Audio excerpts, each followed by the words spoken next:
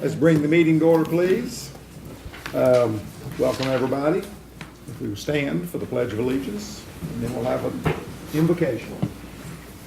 Pledge allegiance to the flag of the United States of America and to the republic for which it stands, one nation, under God, indivisible, with liberty and justice for all. Reverend Jeff Dowdy will give us our opening invocation. Let's pray. Father, we thank you so much for today, an opportunity to come to this place. God, we pray for blessings on the town of Black Mountain. God, we pray that you would just be here in this alderman meeting, God, as they plan, as they do things for this city. God, I pray that you would just be in this planning time. In your name, amen. Amen. Thank you, Reverend.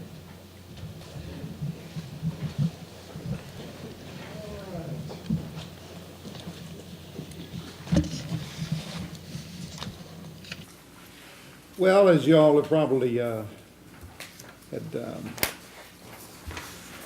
read the paper there, we lost Martin Nesbitt, truly a giant of a politician. So I'd like to read this resolution R 14-01. Whereas Martin Luther Nesbitt, born September 25th, 1946, was a Democratic member of the North Carolina Senate and represented the 49th District. And whereas Martin Nesbitt, an attorney from Asheville, was elected to 11 terms in the State House before moving to the Senate in 2004. Whereas Martin Nesbitt earned his bachelor's degree from the University of North Carolina at Chapel Hill and his law degree from UNC in 1973. Whereas Senator Nesbitt was first appointed to the House in 1979 to fill out the remainder of the term of his mother, Mary Cordell Nesbitt, and then served for 35 years. And whereas he was one of the strongest voices and one of the most powerful forces for education throughout his career, Nesbitt pushed for better pay for teachers, more funding for schools, and better outcomes for students. And whereas Senator Nesbitt was married with 2 grown children and 2 grandchildren, as well as being a public servant and a great storyteller of the history of the Assembly. And whereas Martin Nesbitt was reelected because he was a populist, a man of the people, and a man to match our mountains. Therefore, be it resolved that I, C. Michael Sobel, Mayor of the town of Black Mountain, acting on behalf of all the citizens of Black Mountain, do hereby honor Senator Martin Luther Nesbitt, Jr. for all his years of service to the people of Western North Carolina. I adopt this 10th day of March 2014. We also have had another giant of a man who certainly didn't carry the limelight like Martin did, but Gordon Greenwood, a man that owned the Black Mountain News in Black Mountain here and was the editor for years and years and years, served in the legislature for probably almost 40 years.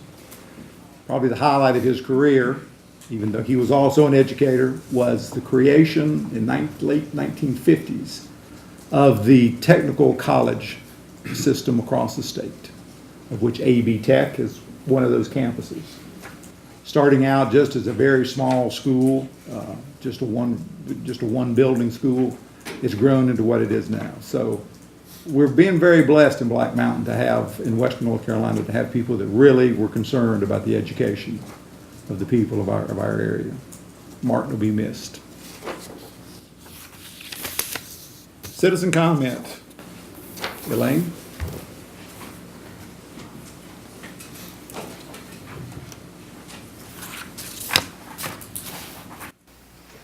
Elaine Lotzenheiser, 410 Avena Road, Black Mountain. I just have 2 little things. One is I'd like to compliment the town square people on the darling little bear statue thing that they acquired from Biltmore Square Mall, and how cute it looks out there on the corner. If you haven't seen it, take time to drive slowly by there and take a look at it.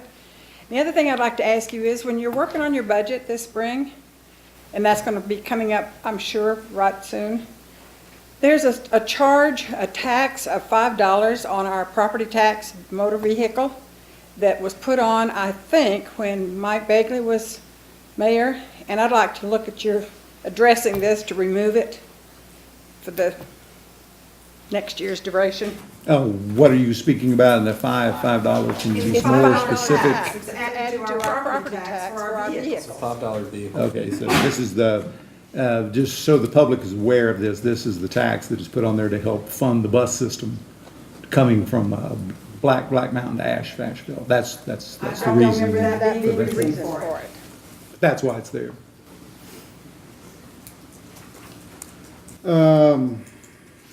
No more citizen comment. Update on the beautification committee. Hello, Libba.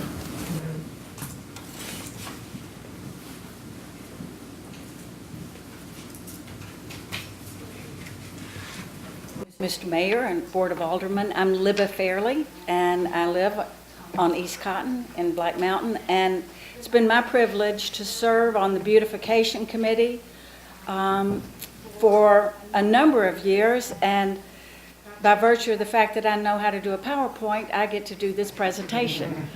I don't know if you know, but the Beautification Committee is partly funded by you, and we want you to see some of the work that we've done so that when you go to take your pens and pencils, that you will think about us and maybe even consider increasing it. Go ahead. The Beautification Committee didn't just spring into action in 2000. In 1997, a member of the Economic Development Committee approached Mary Leonard White and said, Black Mountain needs sprucing up. And so Mary Leonard got with Willie Headley and Harriet Stiles and Yolanda Smith, and they formed a committee, and they called it the Black Mountain Beautification Committee. And their first act was to create a master plan for the town.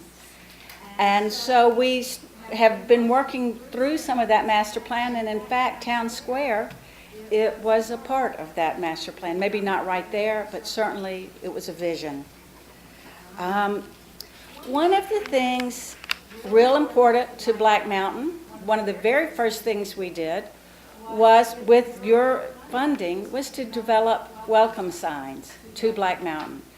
And we have now signs at the west end of Black Mountain, the east end of Black Mountain, and when you come off the interstate. And here are two of the signs. Mary Soyanova was the artist that created these signs. Okay. The way we work is the way any good organization works. We have a mission statement, and it's that mission statement that guides us in our work. And the thing that is most important to us is that the work we do reflects the beauty of the mountains all around us. How can we improve on the mountains? Well, we can make the town be as beautiful as the mountains are.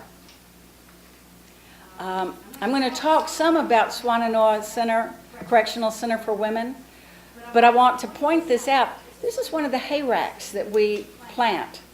Every year we plant hay racks all over town, and the women at the prison grow these plants. Now, these plants only do as well as the store vendors do in keeping them alive. So this is how they looked last spring when they were planted, and you know, if they weren't watered, well, it's another story altogether later on. Okay. How do we work? How do we do what we do? We meet monthly, and I know that y'all can all read that, but one of the things that Darlene said to me, she said, I didn't know each member maintains a garden site. We have about 17 garden sites in town on public property, and we maintain those sites. We plant them every year, a couple of times a year.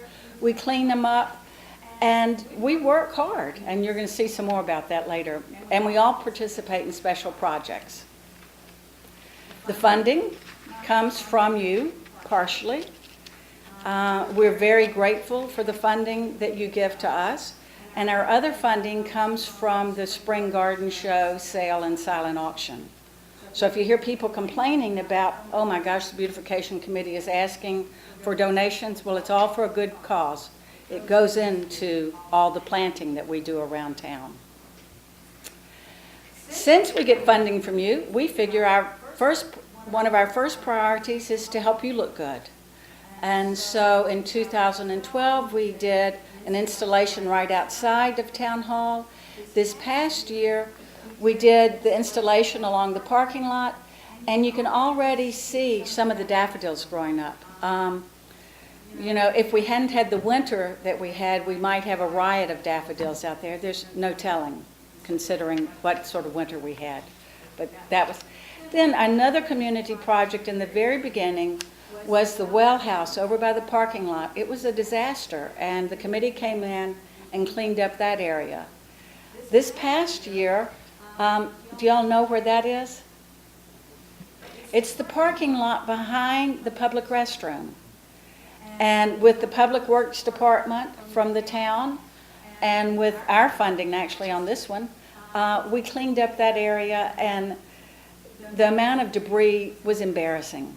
But it looks really good, and people are less likely to have debris when the area is looking good.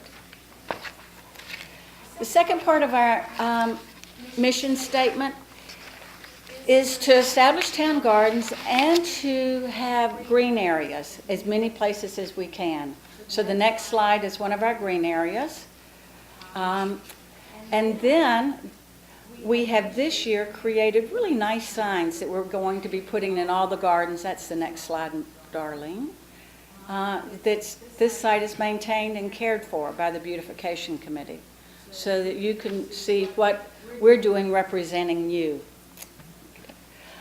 We have work days.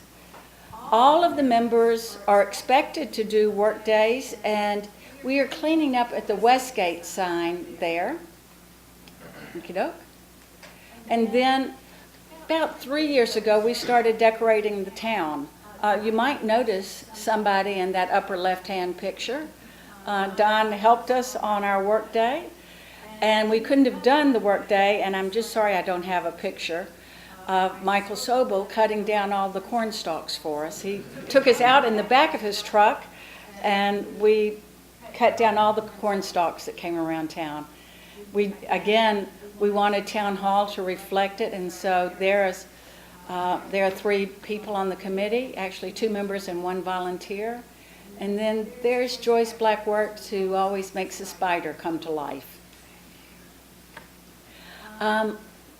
One of the things about decorating the town is that it makes visitors appreciate the town more. These happen to be family members of mine, but they also happen to stem from this area. The gentleman on the top is the grandson of Dr. Porter, who built the pharmacy, which is now Town Hardware. And they came to town to see the park because as a family they made a significant donation to Town Square. We have about 25 volunteers, active volunteers, but the number of community volunteers is phenomenal. Everybody that we get to help us. Michael Sobel counts as one of the community volunteers. Don Collins. Last year, we contributed over 3,400 hours of work to the town at a minimum wage, and this is North Carolina minimum wage was $7.25.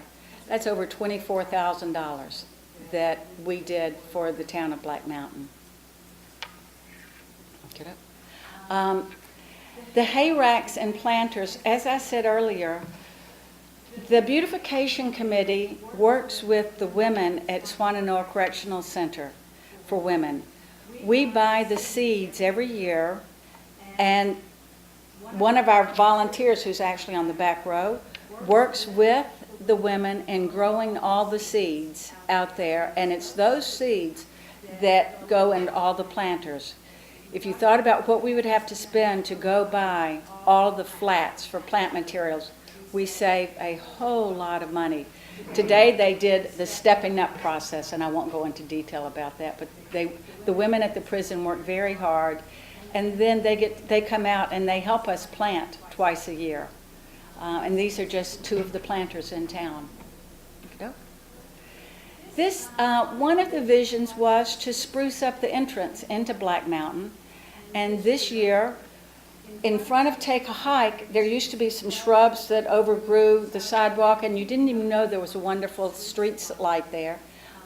We took some of the shrubs out, and we built the wall that was there, and that wall built is to match the wall that's across the street, and that's the wall that's on the east side of Broadway and Sutton at Henson's. If y'all may notice that this past year somebody ran into that wall, and we have no idea who ran into that wall.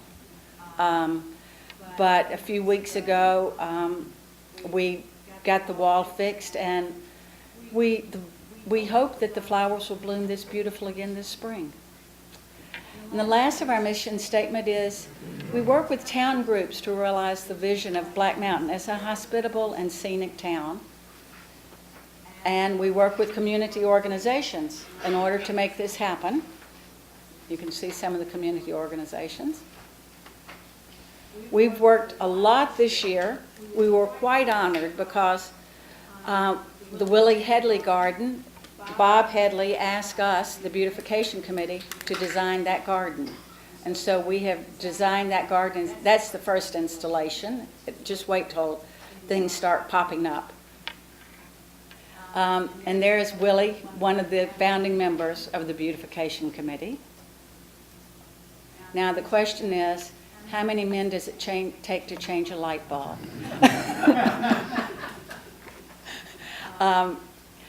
These were volunteers. Don Houchin from Black Mountain Ironwork created this gorgeous fence. It's along Montreat Road. And the members, town people came and helped Don install the fence. And as Don said, Willie was like the sun, and there's the sun shining down. We also work with the National Program of Litter Sweep, and there are some of our members on Litter Sweep Day. We were one of the beginning members of the Sculpture Stroll. Okay. Then we do other things to support the community. We have a best vegetable garden and a best flower garden, and these were these past year's winners. We have instituted a new process, a new thing. We're putting in $400, again, from money raised from the garden show, because we thought there might be people in town who have an idea for the town and that just need a one-time gift to make it happen. We've already gotten 3 applications. I saw somebody today who said, I think that's the best idea that the Beautification Committee has. She said, I've been walking around town just thinking, what could we do? What could I do with some money? So we've gotten a lot of people talking, and we're coming up with some great ideas. The application process ends the 15th, if y'all have anybody that you know that wants to look at some idea. And as I said, one of our major fundraisers is the Spring Garden Show and Sell. Again, this brings people, we hear this all the time. I look forward to this garden show and sale more than anything, and I actually come to Black Mountain to go to the garden show and sale. It will be May 17th. We just hope it won't be as rainy as it was last year. And we think a beautiful town creates pride in the community, and that's what our work is about. So thank you all very much for indulging us and seeing some of the work that we've done. Do you have any questions? No, but Libba, we just want to thank you for all the effort. I think that y'all epitomize exactly one of the sayings that my grandmother used to have, and that was, if you want to feel good, do something for someone else and stick your hands in the dirt every day. Absolutely. So, thank you again. Thank you. Thank you.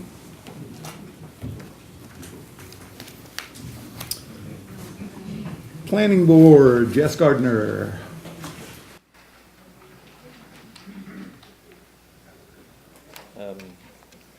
Good afternoon, Mayor, Alderman. A little jealous. I don't have a PowerPoint, and we don't get to plant flowers. The best thing we got is some land use codes that we get to talk about. But I think I want to volunteer for the Beautification Committee on my next door duty. You all should have a summary of the things the planning board. I'm lucky to be the chairman of the planning board. I've been served on the planning board now for 4 to 5 years. I think I'm on my last rotation. worked my way up to chairman. We've got a great board right now, and biggest accomplishment I think we took care of last year was sort of what the planning board does is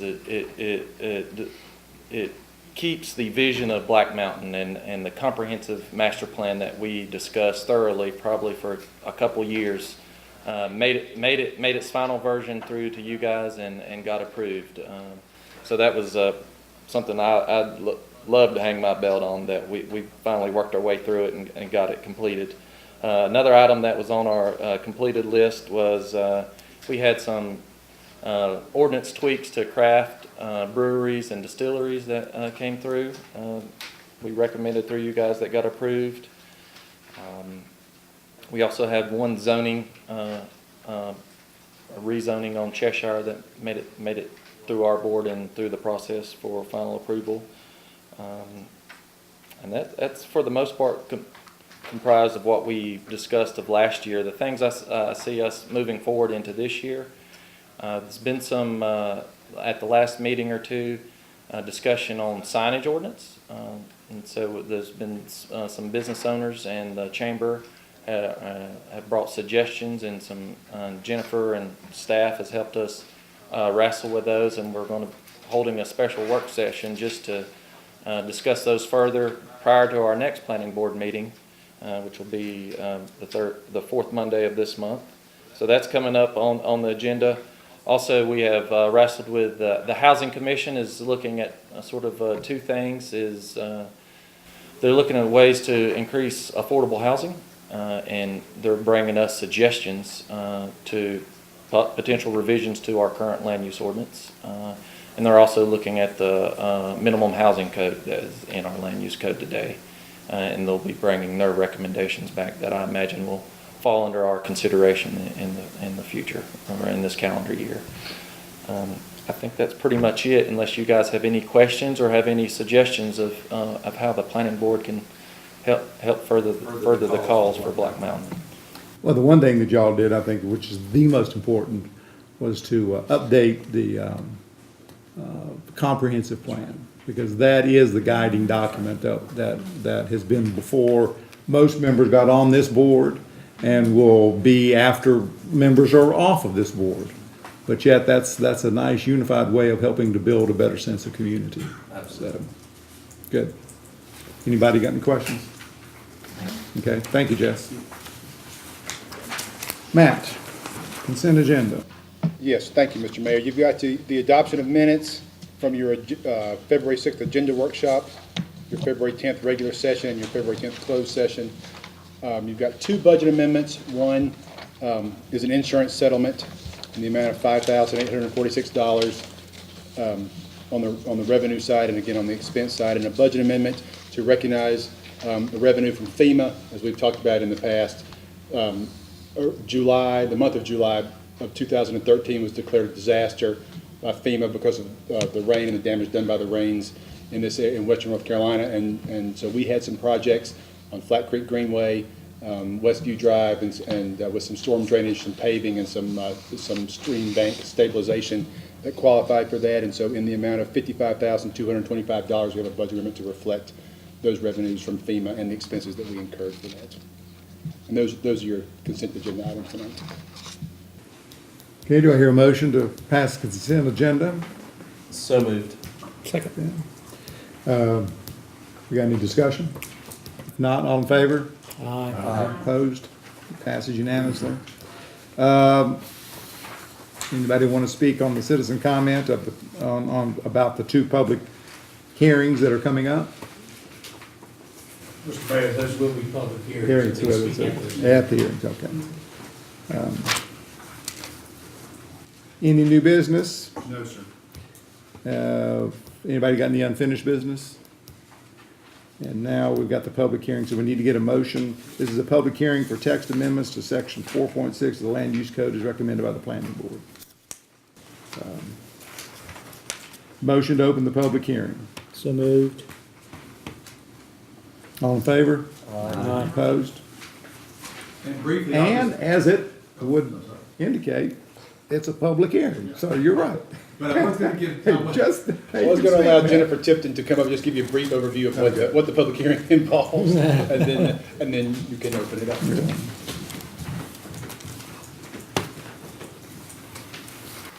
Good evening, Mayor, Board. So the first text amendment that you have is for section 4.6, and it will actually correlate to two different sections in 4.6. And this is to add two separate tables to the ordinance. The first one is going to be a dimensional table, which would list out each zoning district and the dimensional requirements for that district, which would include minimum lot size, setbacks, both for residential and commercial. And our goal is to attach to the back of that a copy of the zoning map, so the colors will correlate, so it'll be easier to find which district you're in. And it makes it a little bit easier for somebody looking through the ordinance just to scroll through here, find their color district, and then read the requirements. The second part is a table of uses. Majority of ordinances do have this, and ours, when we redid our ordinance in 2010, it was laid out a little bit differently. But the table makes it a little bit easier to read in terms of, we've got it classified by category. So you would have special uses, residential, commercial, industrial, other, public, institutional, a description, and then again, you have the color districts along the top, and then down below, it'll tell you what's permitted by right, what would be allowed with a special use, a conditional use, additional requirements, or not allowed at all. Are there any, I mean, that's pretty much it for this text amendment. Are there any questions? Any questions? Okay. We'll go ahead now, and if anyone wants to speak to this, please come up. Bob? I just have one question. When might that? Bob, why don't you come on up to Okay. get on TV, please? That's a short question.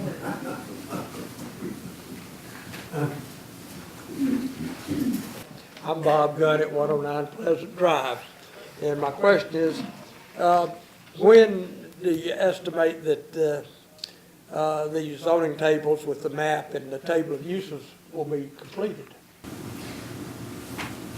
The tables are completed. If the board adopts them tonight, we'll send that in to MuniCode to get that codified into the ordinance and get it on the website. So I'm not sure how long the MuniCode process actually takes. Take a couple months. So that would take a couple of months, but it'll be on the internet and in the office immediately. Oh, okay. Okay, well, thanks. That's all I needed to know. Thank you. Anybody else wish to speak? If not, do I hear a motion to close the public hearing? So moved. All in favor? Aye. Opposed? All right, we need a motion to adopt the statement of consistency for the text amendments to section 4.6 of the Land Use Code. So moved. Any discussion? If not, all in favor? Aye. Opposed? All right, it passes unanimously. Now we need to get a motion to adopt the text amendments to section 4.6 of the Land Use Code as presented. I so move. Any discussion? All in favor? Aye. Opposed? All right, that passes. All right, now we go to the second public hearing. So Jennifer, why don't you come on up and do that, and then we will open it up. Does she- Okay, we'll make a motion then. Trying to get it in line so that you could, do I have a motion to open the public hearing? All in favor? Aye. Opposed? It's officially opened. Okay.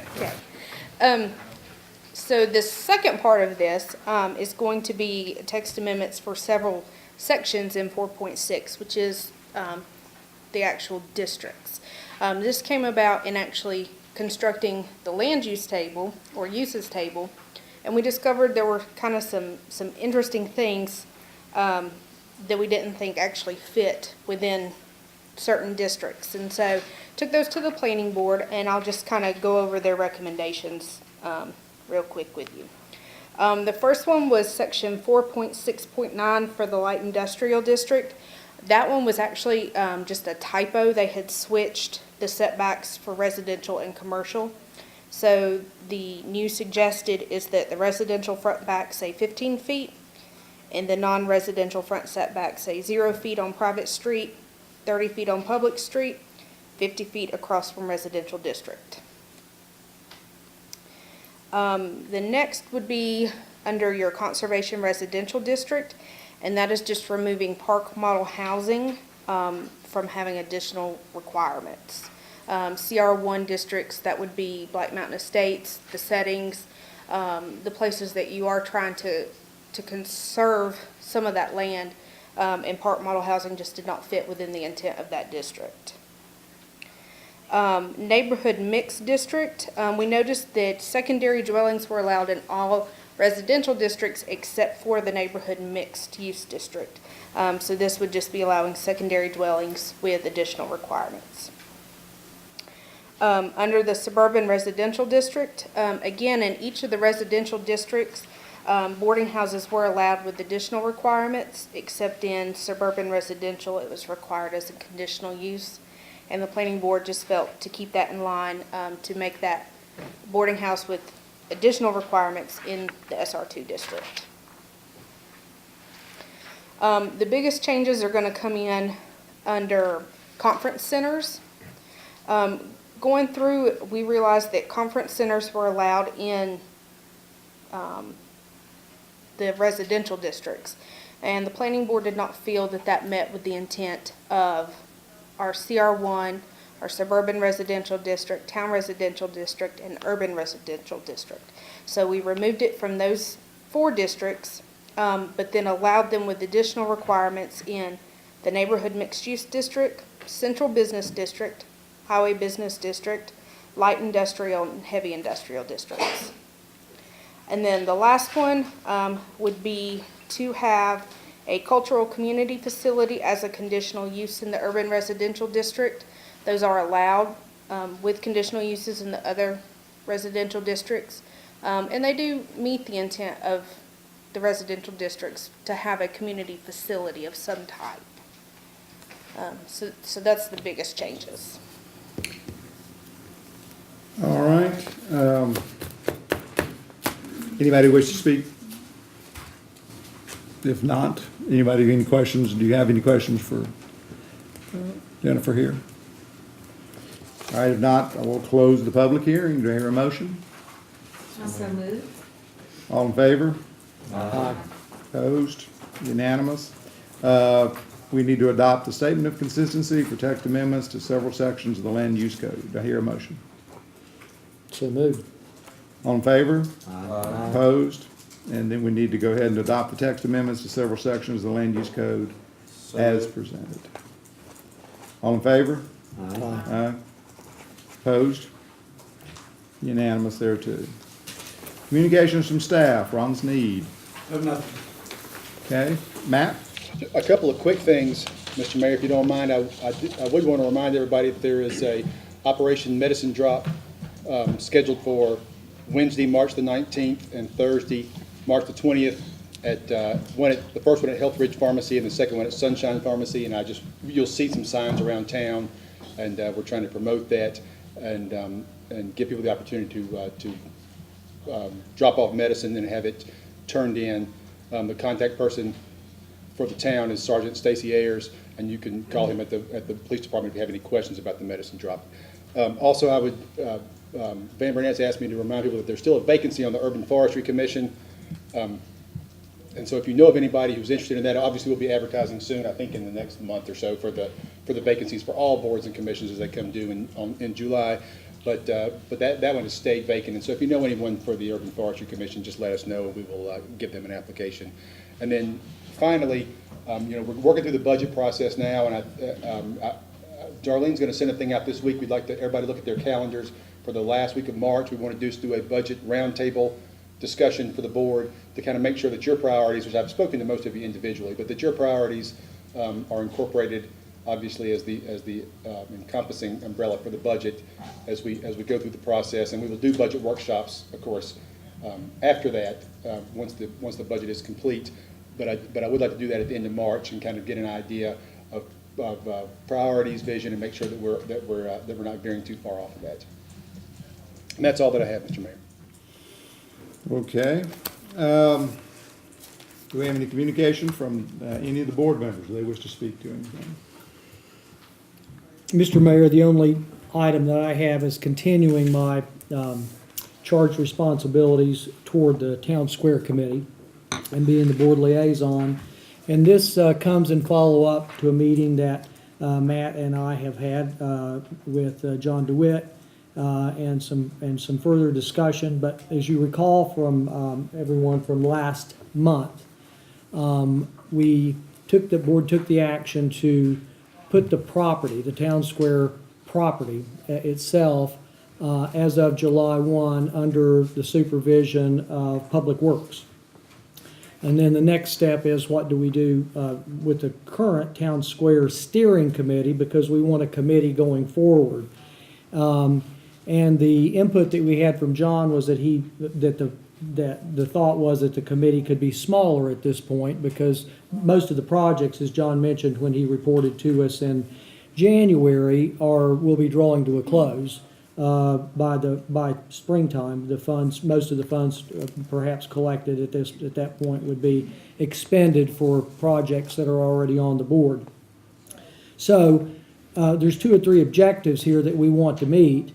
One is to continue to encourage members of the committee and members of the town at large to maintain their interest in the development of the park and the further development of the property, which means we want to have fundraising to stay on the forefront and for that to be facilitated.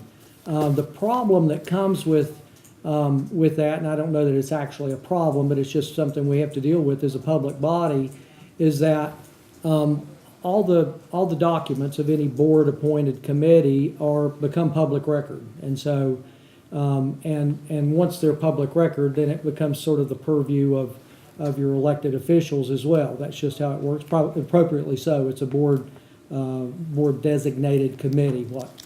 2011, I suppose, the Town Square Committee was put into place by the Board of Aldermen. So in trying to think through all these various things and consulting with Matt and Dean, this is a motion that I would like to make to the board. And it has to do with the Town Square Committee, the Town Square Steering Committee that will become the Town Square Committee effective July 1, 2014. And this is the motion that I put forth, Mr. Mayor and fellow board members. The committee, this is a motion to form the Town Square Committee effective July 1, 2014. The committee will consist of 3 members of the public and a member from the Board of Aldermen and will be effective July 1, 2014. The committee will report directly to the town manager, who will serve as convener of the committee.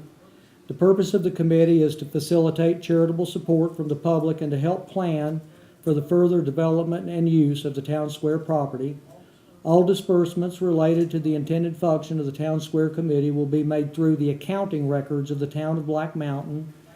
Bank statements, contracts, and all records since inception of the Town Square Steering Committee are public documents open for public inspection. Accordingly, the board requests Finance Director Luby to assimilate accounting records and provide a report for the public and the board assimilating disbursements and receipts, donors' confidentiality to be considered, of course, from the formation of the current Town Square Steering Committee through June 30th, 2014. The committee will operate under the authorization of this motion for 1 year through fiscal year ending June 30th, 2015, when it can be extended or revised at the pleasure of the Board of Aldermen. The members of the public nominated to serve on the committee are Dr. John DeWitt, Dr. Bob Hadley, and Mr. Jesse Gardner. And from the Board of Aldermen, I will continue to serve, if that's the board's pleasure, on this as the board liaison to the Town Square Committee. So that is my motion. Anybody have any discussion of that motion? Motion's on the floor, so all in favor? Aye. Opposed? So the motion passes unanimously. Anybody else? I've got a couple things. One group of folks I wish to thoroughly recognize for their excellent work is that of Steve Jones's fire department. As you well know, there was a fire up in Charmeldy Acres where there were 2 homes that were burned. By the time they got there, the first home was completely engulfed, and the second one, large masses of just molten roof was falling on the second house and burning it too. So they did save a third house, and they went ahead and kept the fire from spreading around Charmeldy Acres and igniting other houses. So my congratulations to Steve and his men on a job well done. I don't know if you noticed, if anyone went by Genesis Circle during the snow, but someone had built a snow house up there. They had gone ahead and taken all the snow that our Public Works Department had deposited in big piles up there and put them into these plastic tubs and made this house. I think one of the policemen had stopped by and taken a picture of it there. So that'd be good if we could get a picture of that sometime. Give it to the paper then. Also, too, I was asked by Ryan and Maggie to give an extended speech tonight. Needless to say, that's a little jest there, since they are big fans of Western Carolina and they're wanting to get out of here as quickly as possible. So, do I hear a motion to go into executive session? And then we will adjourn. So move. We so move. Yeah. All in favor? Aye. Okay.